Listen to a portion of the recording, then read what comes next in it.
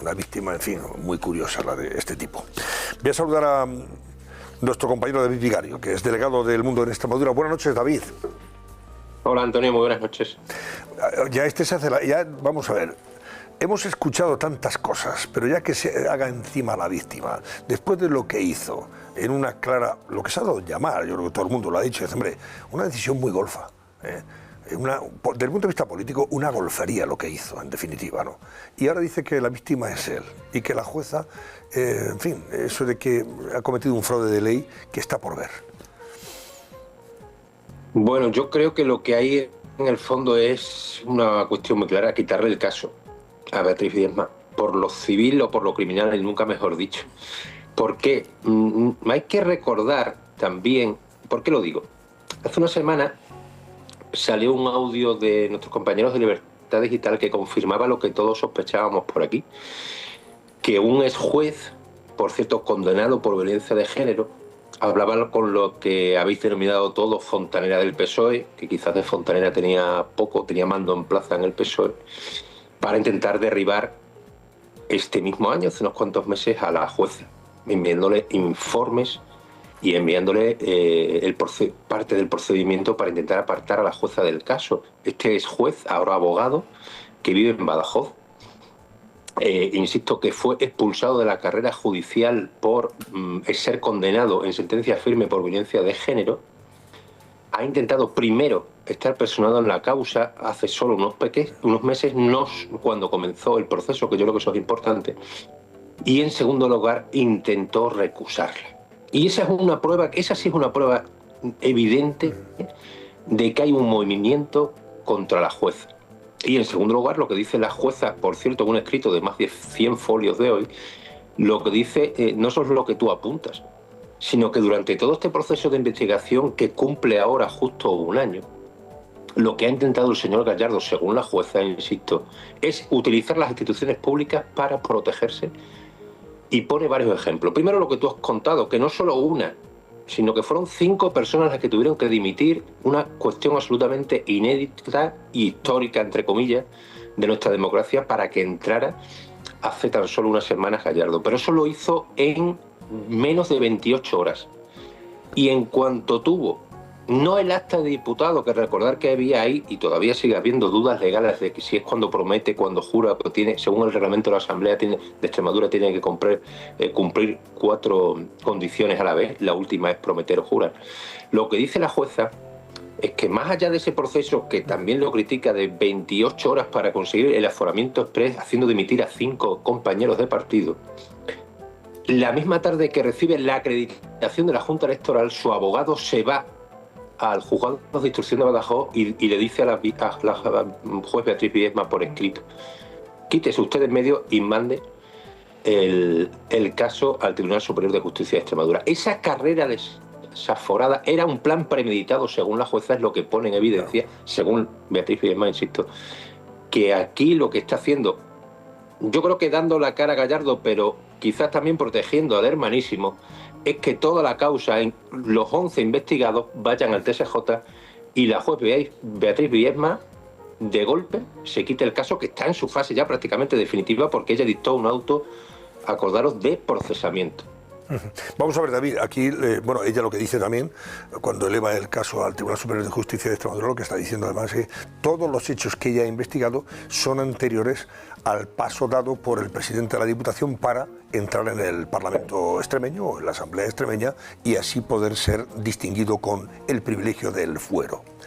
Para que lo tenga en cuenta el Tribunal Superior de Justicia de Extremadura, oiga, que todo lo que yo lo he investigado a este tipo, como presidente de la Diputación de Badajoz, era cuando no era diputado y por tanto probablemente no pueda acogerse a ese fuero. Y por tanto yo creo y considero que todo lo que ha hecho en esas horas, en esas 28 horas que tú recuerdas, es un fraude de ley. Vamos a ver qué decide ahora el Tribunal Superior de Justicia de Extremadura. Tendrá que pronunciarse al respecto. Si considera que este señor goza de ese privilegio, porque ha pedido el ingreso en el Parlamento y ha recogido su acta, o todavía no lo es, en tanto que no ha todavía prometido o jurado el cargo, ¿verdad? Te hablaba yo de los más de 100 folios, claro, y ahí cita algunos antecedentes jurídicos importantes, tanto de la Unión Europea como de aquí en nuestro propio país, donde primero, ella lo que hace es criticar que los aforamientos están prácticamente abolidos en toda Europa. Y que el único reducto prácticamente no solo es que sea España, sino que ella cita incluso varias comunidades autónomas en nuestro país que esos aforamientos ya están denegados, que ya son eliminados en los parlamentos regionales. Acordaros también, ya como anécdota entre comillas, que el día que se afora o a las 48 horas de aforarse, llama personalmente Miguel Ángel Gallardo a María Guardiola y le dice: ¿quitamos los aforamientos en Extremadura? Pero claro, una vez que yo ya me he aforado, que eso fue también pues un poco la guinda del pastel. Lo que hace en definitiva Beatriz Fiesma es recordar que hay antecedentes, insisto, jurídicos, y no solo es que, insisto, porque aforamientos los ha habido y todos conocemos casos, sino el proceso de 5 a la vez en el mismo día, que 4 de ellos, los sustitutos que van delante de él en la lista, se vayan rápidamente al notario aquí en Mérida y dispongan. Oye, porque aforamiento, alguien puede dejar el acta de diputado pues porque le sale un cargo en el Senado, porque se va a la vida privada, profesional, porque tiene con el partido problemas y lo deja, por una cuestión. Pero 5 de tacada a la vez en el mismo día, hombre, hace sospechar. Porque Gallardo, además, recordaros que dijo que él nunca se iba a aforar, lo dijo en enero tras ganar las primarias del PSOE en Extremadura, hasta que se cerrara el caso, hasta que el caso quedara archivado. Porque quizás todos hubiéramos entendido en ese mes de enero, cuando gana las primarias por segunda vez en Extremadura, que por aquello de la importancia política que pueden tener los parlamentos regionales, pues él buscaba un cara a cara político, jueves sí, jueves no, que cada 15 días se celebran en la Asamblea de Extremadura, aproximadamente, pues para buscar una mayor repercusión social, pública, mediática. Bueno, él gana las primarias, se convierte en líder de Extremadura y dentro de sus legítimas aspiraciones políticas, de cara a las próximas elecciones, quedaban 2 años, pues bueno, yo quiero estar en el Parlamento extremeño, sin prisas, se van produciendo las dimisiones de forma, insisto, pausada, pero es que esto fue exprés en una carrera, lo que hizo la jueza, para evitar que yo como jueza, que me estaba pronunciando ya, lo sabemos todos, en esas horas, en esos días, en el auto de procesamiento, me ganara en esa carrera, hablo en términos para que nos entendamos todos, ¿no? En esa carrera entre los dos, a ver quién llegaba antes a la meta para conseguir, oye, no, que yo me he aforado antes de que tú publiques el auto definitivo de procesamiento y de sentarme en el banquillo. Eso es lo que critica la juez Beatriz Fiesma, que aquello parecía la carrera de los 100 metros lisos a ver quién ganaba, porque todo el mundo sabía, ya había publicado una resolución días antes la jueza, de que la definitiva, la oficial, la que servía, estaba a punto de caer esos días. Yo mismo todos los días llamaba por teléfono a las partes de la causa para ver si ya estaba ya el auto publicado, o sea que era una cuestión de horas. Entonces lo que aquí hubo fue una estrategia, eso sospecha la jueza, eso sospechamos todos, para conseguir colgarse en el cuello la credencial de aforado antes que la jueza publicara su auto de proceso. ¿Cuándo tiene que pronunciarse ahora el Tribunal Superior de Justicia de Extremadura, David? ¿Tiene un plazo? ¿Puede hacerlo, en fin, en los próximos 7, 8 días? ¿O se lo va a tomar con paciencia y tranquilidad? Porque, claro, en función de lo que decida... Te pregunto esto sobre todo por una razón, y es un tema que Julián, bueno, Ana y Raúl, en función de lo que decida el Tribunal Superior de Justicia de Extremadura, y si hay, no sé cuántos tendrán que decirlo, si 3 o 4 magistrados. 3 ahí, no vale. En función de lo que decidan, y los votos particulares que puedan, o el voto particular que pueda, en fin, redactarse en contra de la decisión que se tome, si es que se toma, si no hay unanimidad, pues sabremos luego el juicio en cuestión. Si al final es el tribunal el que se queda el caso, este tribunal el que se queda el caso, no es la Audiencia Provincial de Badajoz, sabremos qué va a pasar. Te lo digo ya de por delante. Y Antonio, sobre todo que si no se lo queda el TSJ, en otoño e invierno tenemos juicio. Claro. El de Gallardo y el de García Ortiz. Y el de García Ortiz. O sea, claro, pues ya, el de Gallardo está todo. Y el del hermano, ojo. Que el de Gallardo y el hermano y el de la collera es el hermanísimo y David. Con lo cual explica enteramente la estrategia de defensa de atrincheramiento del sistema, ¿no? Es decir, dilatar todo lo que se pueda, lo que está por venir, para evitar, digamos, la fase final de la condena judicial si se produce. Si el TSJ considera que no es, hay un término jurídico para eso que no me va a salir ahora, que no es competente, bueno, pues será un tribunal ordinario y perfectamente podemos tener a final de año, no sé cómo estará la situación jurídica, la ligereza jurídica de los tribunales en Extremadura, pero podría haber juicio perfectamente, igual que en el caso de García Ortiz, es altamente probable que lo tengamos en los meses finales de este año, ¿no? David, ¿qué dices sobre esto? ¿Qué estamos comentando? Claro, es que lo que dice Julián lo pone la jueza. Es que dice que Gallardo ha utilizado las instituciones públicas o las está utilizando para dilatar el proceso, lo dice con esas palabras. Y hay que recordar también, me hablabas de plazos. El TSJ no ha dictaminado todavía, porque este asunto que estamos aquí debatiendo esta noche, ¿sí? Ya una de las acusaciones, Liberum, la asociación Liberum, lo puso en manos del TSJ hace un par de semanas, justo cuando se produjo el teórico aforamiento, bueno, o el aforamiento express, si finalmente se confirma, y todavía no lo ha decidido, o sea que es una papeleta importante. Pero la jueza, y dejarme que haga mi último análisis, también dice en esos más de 100 folios, cuidado que vale, si vosotros decidís el TSJ que Gallardo es aforado, os podéis quedar vosotros solo el tema de Gallardo, que yo me voy a seguir quedando los otros 10, que ahí es otra de las claves del asunto. Que yo sé que es difícil jurídicamente, porque Gallardo además ya lo sitúa en el centro de ahora, el presidente de la Diputación, o sea, que firmó el contrato, el que al final da la orden para que el puesto se cree, etcétera, etcétera. Pero que la jueza deja entrever en el escrito de hoy al TSJ de que, vale, si ustedes toman esa decisión de que Gallardo es aforado, que yo no lo creo, no yo, la jueza no lo cree, también ustedes se pueden plantear que yo me quede con los 10 otros altos cargos, incluido el hermano del presidente del gobierno, y usted juzgue al expresidente de la Diputación, que hay que recordar que dimitió la semana pasada. Y ese es otro debate jurídico que se va a plantear, si finalmente el TSJ dice que efectivamente es aforado. Sin duda alguna. Una cosa más brevemente, David, te pregunto, lo has mencionado de pasada, pero creo que tiene también su importancia y trascendencia en la medida en que estamos hablando de alguien que fue juez en esa audiencia de Badajoz, que ahora es abogado, que dejó la magistratura porque fue condenado por violencia de género, como tú decías, y ahora aparece en la trama de las cloacas del PSOE y de Moncloa, junto a Leire Díez, Pérez Dolcé, etcétera, etcétera. ¿De quién estamos hablando? ¿Un Tarzán de Tejada puede ser? Ese es. El mismo que viste calza. Este es el que intentó maniobrar contra la juez Viedma, ¿verdad?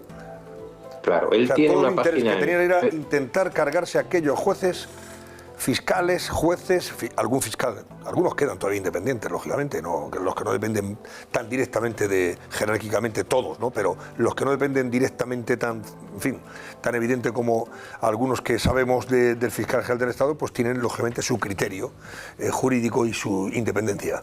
Y los jueces que están investigando, junto con la Guardia Civil, todo esto son el flanco o el blanco de esta trama, ¿no? De las cloacas de Leire Díez y compañía. Y este juez estaba metido en esa, este ex juez y abogado actualmente estaba metido en esa historia, ¿no? Sí, aquí el problema es, este personaje, lo podemos definir así, digo por las expresiones que utiliza en una página de Facebook en Extremadura, donde se ha dedicado desde que fue expulsado, no es que lo dejara, o sea, fue expulsado de la carrera judicial como juez, por una condena en firme por violencia de género contra su exmujer, ya. Juez, por cierto.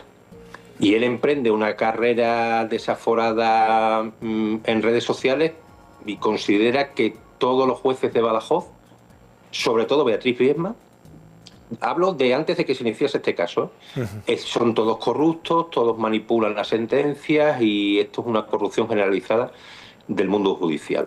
¿Qué pasa? Comienza el caso en junio, insisto, del año pasado. El caso interviene ya Beatriz Viedma, se pone la denuncia por parte de Manos Limpias, empieza la investigación y de este hombre no sabemos nada. Que ahí, yo por eso siempre digo que los tiempos suelen ser importantes. No sabemos nada de él hasta febrero o marzo de este año, o sea, cuando la instrucción ya está muy avanzada, cuando se han producido las declaraciones, entonces de repente aparece, manda un escrito y pide estar presente en la causa. La jueza le dice que él aquí no tiene ni voz ni voto, podríamos decir, así, para que me entendáis, y lo rechaza. Va a la audiencia, lo rechaza. Entonces, ¿cuál es su segunda estrategia? Recusarla a ella. Dice que por motivos personales, porque como se mete con ella en redes y tal y no sé cuánto, y que esta jueza es corrupta, y la audiencia provincial le dice que no es. Entonces, él nunca ha entrado en la causa. Los que trabajamos aquí en el día a día pensamos, bueno, ¿realmente el movimiento de este juez fue natural, propio, personal, porque está enfadado todavía de aquella sentencia que le expulsaron de la carrera judicial? ¿O realmente había un interés político de que este hombre, a golpe de corneta por alguien, entrara y derribara el caso? Esa es la duda que aquí siempre hemos tenido. No teníamos pruebas y por lo tanto era especular simplemente. Claro, el audio de nuestros compañeros de Libertad Digital confirma que efectivamente había una mano negra política. Y por los audios que escuchamos la semana pasada se confirmaba que tenía relación con el Partido Socialista, con esa fontanera, y que iban a derribar a la jueza Beatriz Viesma, que solo ha tenido el apoyo, por cierto, Antonio, de la audiencia provincial. Has hablado de la Fiscalía. Podríamos gastar, y lo hemos hecho aquí hace muchísimos minutos, hablando de la actuación de la Fiscalía o de la fiscal. En este caso está todavía por resolver su recurso. Ella pide el sobreseimiento de la causa. No, esta es la que actuó en línea correa de transmisión con el fiscal general del Estado y su gente. Esta no tenemos duda de que de independiente absolutamente nada. A favor de obra. Acuérdate que fue acusada por una de las personas que se examinaron, una testigo, por una directora de orquesta en sede judicial ante la jueza. La acusó allí delante en la sala de que ella le había denunciado que no le hicieron preguntas en esa prueba de selección que ganó David Sánchez Pérez Castejón, y que ella anodada en la prueba del examen dijo, pero ustedes no me presento aquí para que me pregunte, y le dijeron, recoja las cosas los entrevistadores y márchese. Ella lo denuncia por correo ante la Fiscalía y todavía está esperando la respuesta, y se lo dijo allí en la sala. Se lo dijo allí delante de la juez, efectivamente, en su testimonio. Antonio, muy bien, David tenía Vicario, pues muchísimas gracias y buenas noches. Tenía una pregunta, Antonio, ¿puedo? Dime, ¿Una rápido, pregunta? Sí. A ver, le quería preguntar a David, el señor Gallardo, profesionalmente, ¿qué es? ¿Es abogado? Porque es que ha dado ahí una frase, ha pronunciado una frase que parece abogado. O sea, parece que hay gente que pontifica, sin ser a lo mejor abogado, como si fueran abogado, porque ha dicho que el fraude a la ley no existe, existe el fraude a la interpretación de la ley. En fin, me río porque los que somos abogados entendemos muy bien lo que es el fraude de ley. Me ha recordado a Pep Guardiola cuando se dedicaba a pontificar sobre el derecho a decidir cuando él es entrenador de fútbol. Pero bueno, segunda pregunta. Por lo que ha dicho usted, ¿esta estrategia está montada desde Moncloa o desde la Diputación Provincial de Badajoz? Mira, yo creo que el desgaste personal de Gallardo a nivel nacional, el eco que ha tenido sus decisiones, hombre, todo en política, y ya sabemos que la memoria de pez de los españoles, sobre todo en los últimos tiempos, podía ser calificada de importante, ¿no? Pero aunque nos pongamos en la situación antes de las elecciones, que pensemos que el TSJ al final archiva el caso, vamos a ponernos en esa situación, que él al final sale, entre comillas, reforzado y vende políticamente que esto ha sido una persecución de la ultraderecha. Recordemos que el caso, el primero que denunció fue Unidas Podemos en Extremadura en el año 2017. Yo siempre lo recuerdo. Cuando se dice que esto es la ultraderecha, tal, no sé cuánto, fue Unidas Podemos, bueno, en aquella época se llamaba Podemos, quien denunció el caso en Extremadura, no judicialmente, sino ante los medios de comunicación. Julián seguramente lo recordará. Y entonces, yo creo que es una estrategia, insisto, es una estrategia. Y que se me había ido el santo al cielo, perdonar. Que la erosión social, tenemos memoria de pez, pero yo creo que asumir esos pasos que ha dado sin que desde arriba, y más teniendo en cuenta que aquí no es un caso de Extremadura únicamente. Aquí quien se está jugando realmente, aunque hablemos mucho de Miguel Ángel Gallardo, yo creo que es una pieza, un peón, si nos vamos al ajedrez, claro. Pero la torre, la reina, el rey no, es el hermano del rey del ajedrez, o de la reina en este caso, mejor dicho, que es el presidente del gobierno. O sea, aquí quien realmente se la juega, entre comillas, y quien debe estar preocupado en Moncloa, un varón más o menos, pienso yo, desde mi humilde opinión, y más recién llegado, les daría igual, o Extremadura, que ya en estos momentos la tienen perdida, ¿no? Aquí lo que realmente lo mollar es que la cosa está el hermano del presidente. ¿Y vosotros creéis que los movimientos que está tomando Miguel Ángel Gallardo los hace solo? Bueno, pues tendremos tiempo de responder a todas estas cuestiones. Gracias, David Vicario, delegado del Mundo en Extremadura. Buenas noches, David. Un placer. Muy buenas noches. En fin, dejamos el asunto de momento.